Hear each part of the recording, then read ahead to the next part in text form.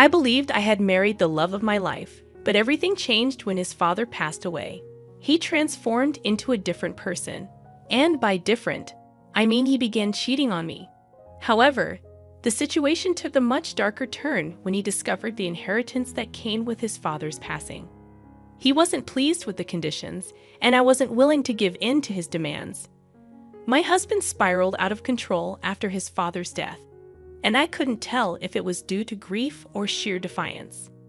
It made me wonder if I had unwittingly married a complete psycho. For some background, I had met my husband at a charity event for work. We struck up a conversation and exchanged numbers, though we didn't start talking seriously until a few months later. He appeared charming and sincere, showing particular interest in my worldview, especially since he had grown up in a staunchly religious household while I held no religious beliefs. I was concerned that this might pose a problem, but he always reassured me that it wouldn't. He even joked about his family's disapproval of him dating someone non-religious. Looking back, I wonder if this was his sole reason for dating me, given what I know now. After a year of seeing each other, he decided it was time for me to meet his family.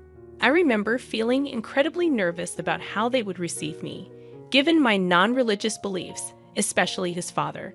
Aiden had described his dad as tyrannical, ruling their lives with an iron fist.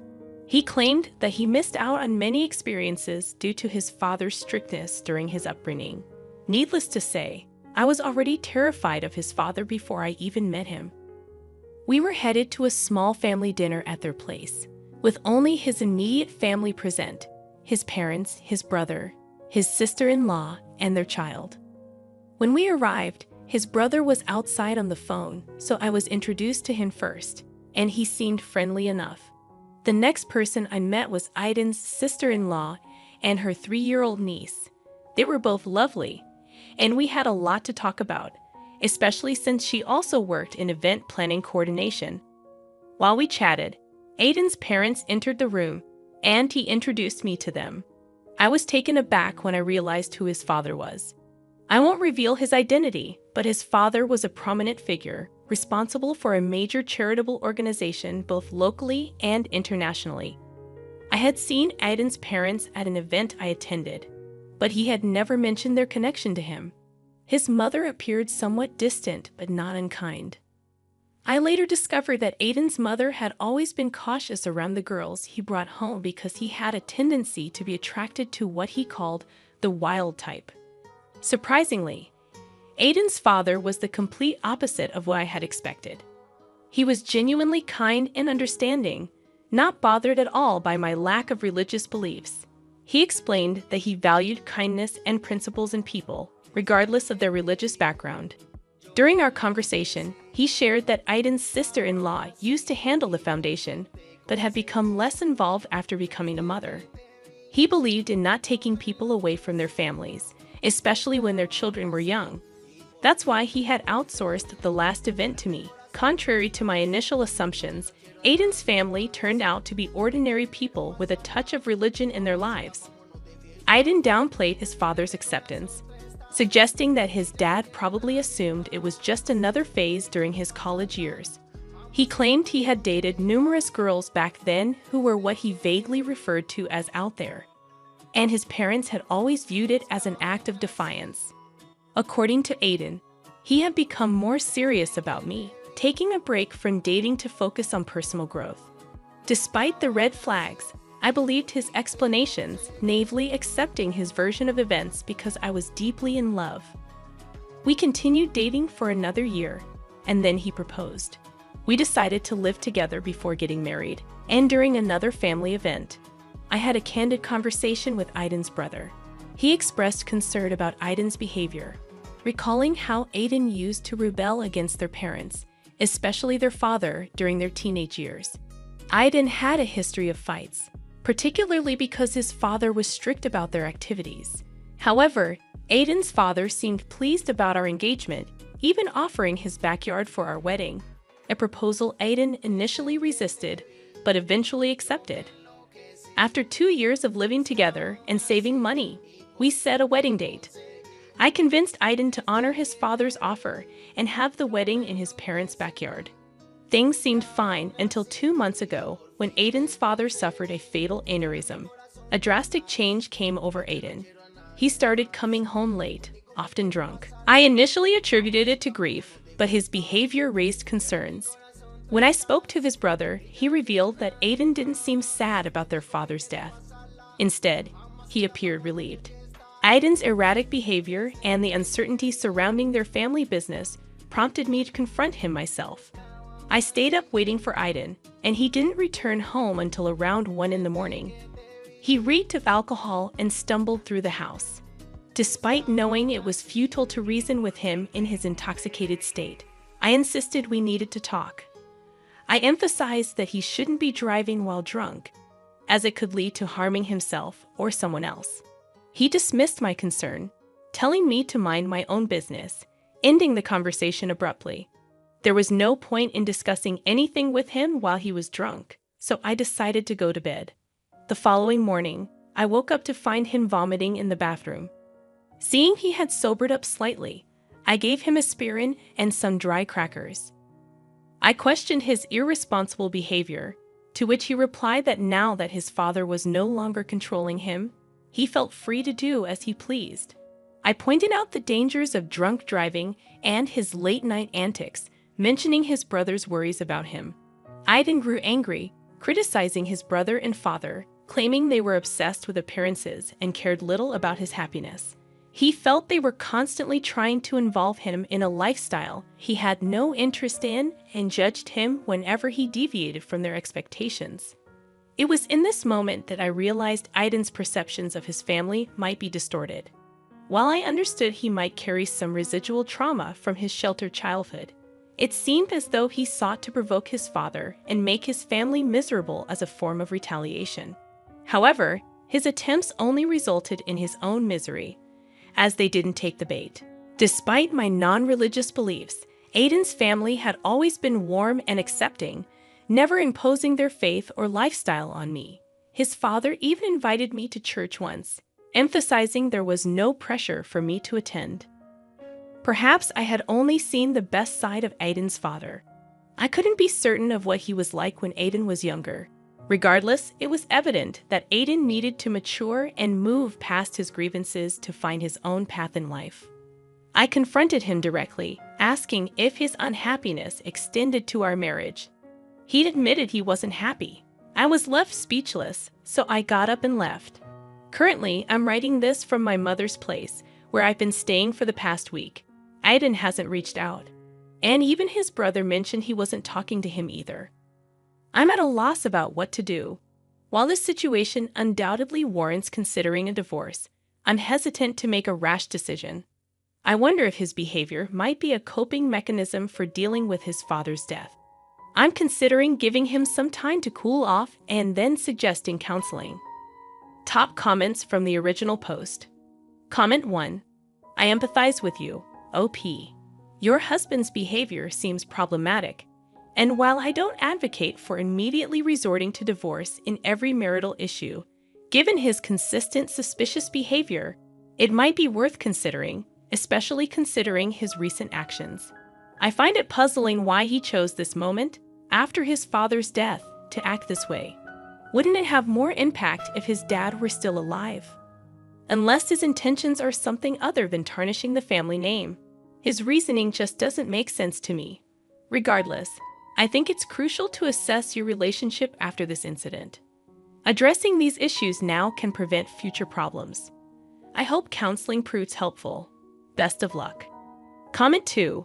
OP, it appears your husband might be grappling with religious trauma from his childhood, as you suggested. If your father-in-law was different when Aiden was a child, there might be deep-seated issues at play. I've seen cases where strict evangelicals resort to harsh disciplinary methods to keep their kids in line. Some churches even pressure members to remain in unhappy marriages, fearing divorce. Aiden's fixation on his father's opinion indicates underlying issues that need exploration.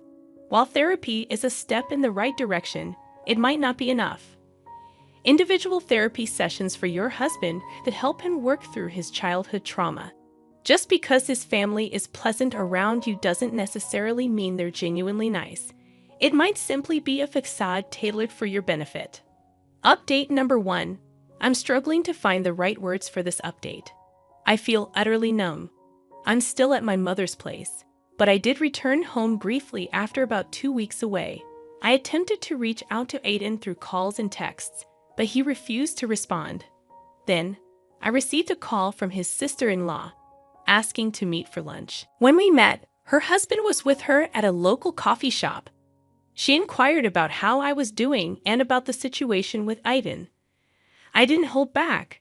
I shared the truth about his late nights, excessive drinking, and overall irresponsible behavior. I explained that I had been staying at my mother's to give him space before suggesting couples therapy.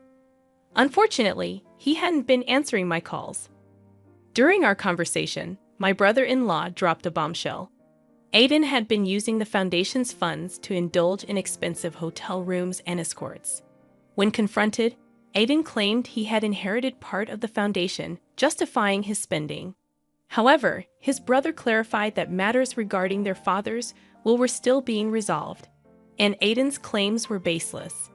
Aiden had also informed his brother that we were no longer together, citing my supposed move out as his justification. Of course, this was far from the truth. Aiden's brother and sister-in-law apologized profusely for the mess, expressing their disbelief. They had thought Aiden had settled down when he married me, just as I had believed. Aiden's anger toward their father, they explained, stemmed from their high school years when he used to hang out with a rowdy crowd, engaging in activities that alarmed their father due to their family's tragic history involving a drunk driver. Grateful for their honesty, I returned home the next day and began packing most of my belongings. Aiden walked in while I was in the midst of it all, silent. He handed me an envelope containing divorce papers. He revealed that he was aware his siblings had told me everything and felt no remorse.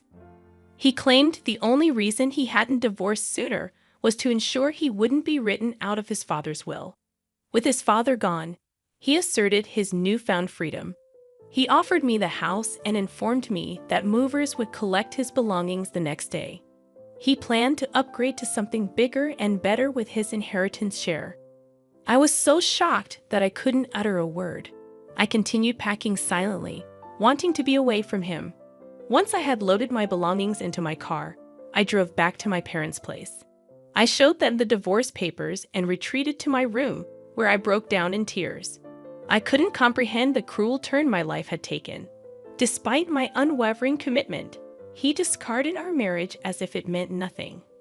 Tomorrow, I have an appointment scheduled with a divorce attorney. I don't intend to fight this. If he wants to leave, that's fine with me. Here's the second update for you all. And things have taken quite an interesting turn. I had my meeting with my lawyer, who ensured I understood the terms outlined in the settlement. I would keep the house, and we would each retain our own assets, including wedding rings and gifts.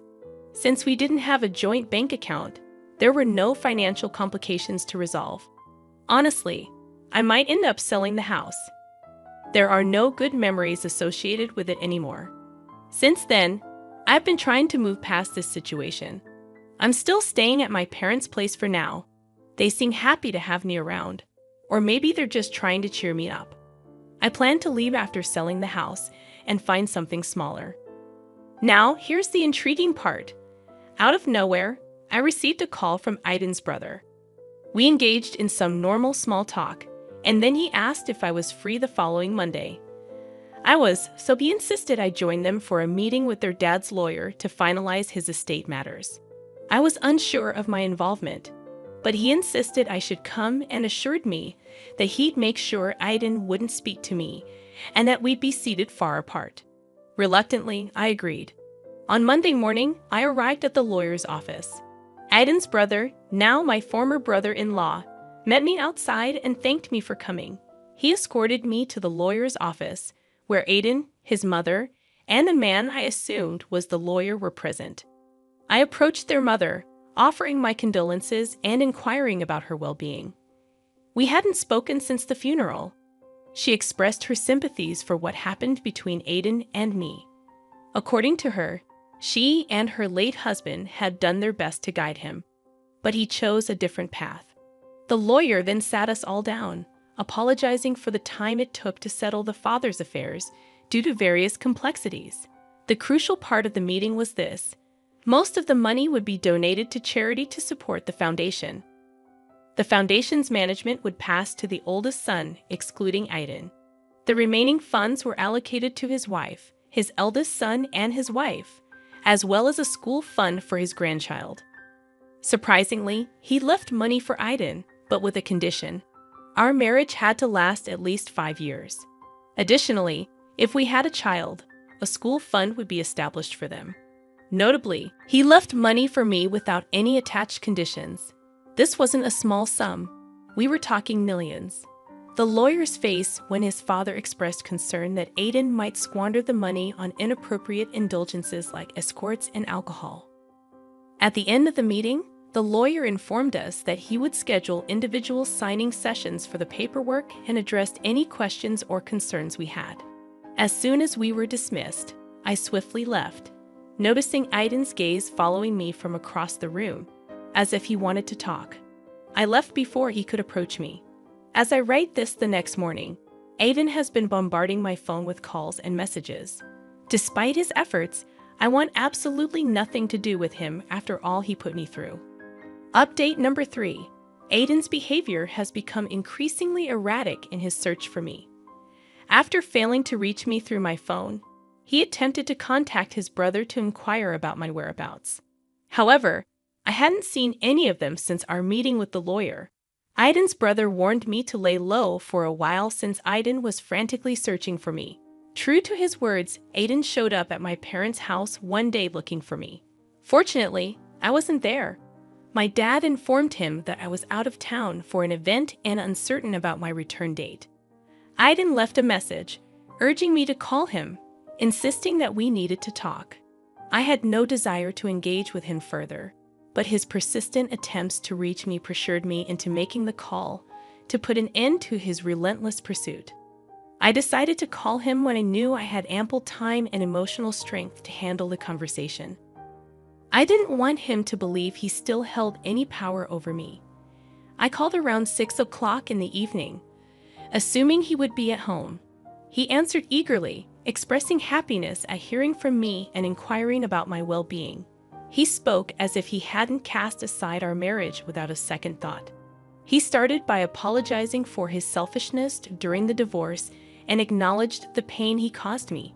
He admitted he should have respected the commitment we made, even if he wasn't as content as he hoped to be.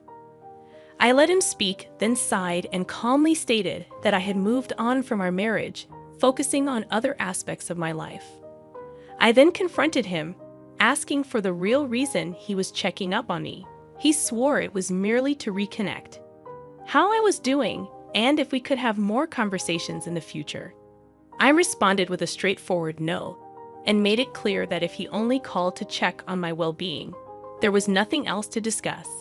He urged me to wait, and then finally, the truth emerged. Aiden admitted that filing for divorce had been a mistake.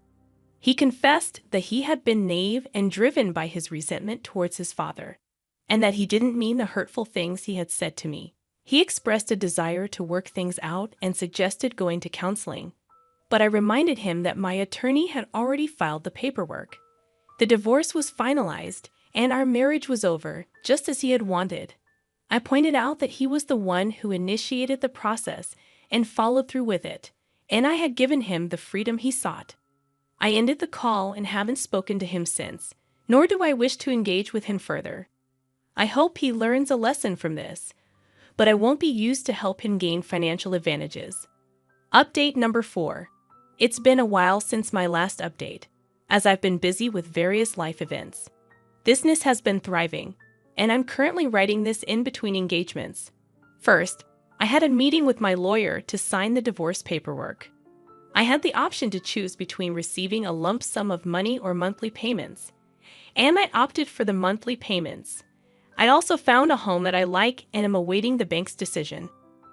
Additionally, I recently had a meeting with Aiden's brother and sister, the first time we've met since the lawyer's appointment. We discussed a charity event that the foundation is hosting in memory of their father, and I'm assisting with the planning. As a part of the event, I've been scouting various venues. During our conversation, I received an update on Aiden. He had falsely accused me of taking the house from him in the divorce. However, they already knew this wasn't true because divorce filings are public and can be accessed by anyone. When they asked him why he was lying, he expressed frustration and stated that I should have given him the house back, given that I had received a substantial sum of money from his father. I clarified that if he wanted the house back, it was available on the market, and he could purchase it. They also mentioned that he was living in an apartment near his workplace, and he inquired about how I was doing through his brother, if he could get more involved in the foundation to earn some extra money, but his brother shut down that idea. He made it clear that there was no way Aiden would be put on the payroll, especially after the stunt he pulled with the foundation funds. And that's the extent of the drama up until now. I'm sincerely hoping this marks the end of it, as I am determined to move past Aiden and all the chaos he brought into my life. I refuse to let him waste another moment of my time. Top comments from the updates. Comment number 1. Well done, OP, for not falling into his trap. As much as divorce is painful, it's sometimes akin to removing a tumor. This guy was toxic for you and merely used you to fulfill his sick revenge fantasy against his father. It seems like his dad was aware of his son's questionable character and ensured he received something for his pain. He appeared to consider you a part of his family. Kudos to your brother-in-law for supporting you. Many men stay silent when their friends and family members behave atrociously. I'm relieved he's not one of them. Additionally, don't let your ex manipulate or pressure you into having a child together. He'll likely continue bothering you. So don't give in, OP. Comment number 2. I somewhat agree with your ex, OP. Perhaps you could have at least given him the house back. I understand the divorce was finalized, and the paperwork was in order, and I comprehend the pain he caused you. However, it feels petty to deny him a place to live. I'm certain your lawyers could have navigated the bureaucratic hurdles and transferred the house to his name. Also, your father-in-law is just as petty. Why did only your husband have conditions on his inheritance? If he wanted to squander it irresponsibly, that should have been his choice. Forcing someone to stay married for 5 years just to obtain the money feels distasteful. Alright, let's have a discussion about this. I'm curious about your thoughts, especially concerning the last comment. This specific comment stirred up quite a reaction in the original post. Almost everyone disagreed with the commenter. The majority could see that OP's ex got what he deserved, but this person's perspective was entirely different. What are your thoughts on this comment? Feel free to share your opinions down below in the comments section. If you're new to the channel, welcome. Thank you for joining me today. My name is Mr. Reddit, and I narrate stories daily. Don't forget to hit that subscribe button if you'd like to support the channel. And if you enjoyed the video, give it a thumbs up. I'll be back tomorrow. Remember, kindness is always cool. Peace.